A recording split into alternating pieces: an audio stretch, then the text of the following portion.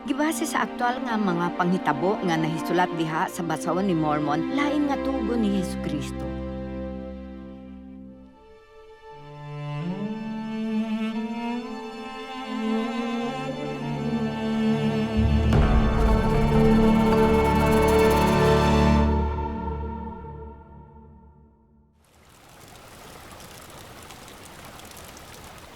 Kung kamo mutudlo sa balaod ni Moises, itudlo usab nga kini usa ka paghulagway sa mga butang nga moabot.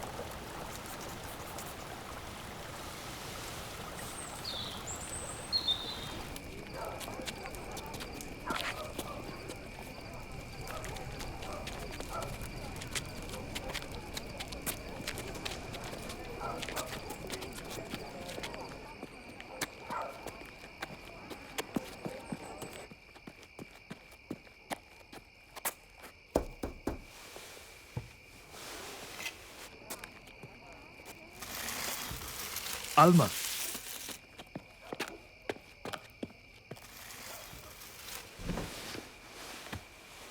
Kini si Alma. Siya nagtudlo sa mga pulong ni Abinaday. Palihog, gusto kaming masahid sa nahitabo.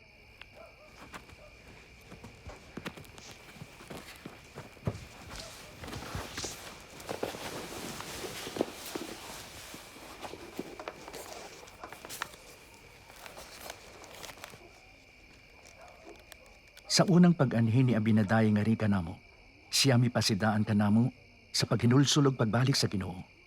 Karon sa iyang pag-anhi, miingon siya ang Ginoo mo bisita kanato sa grabing kasuko, nga kita dadon sa pagkaulipon og pamatyon.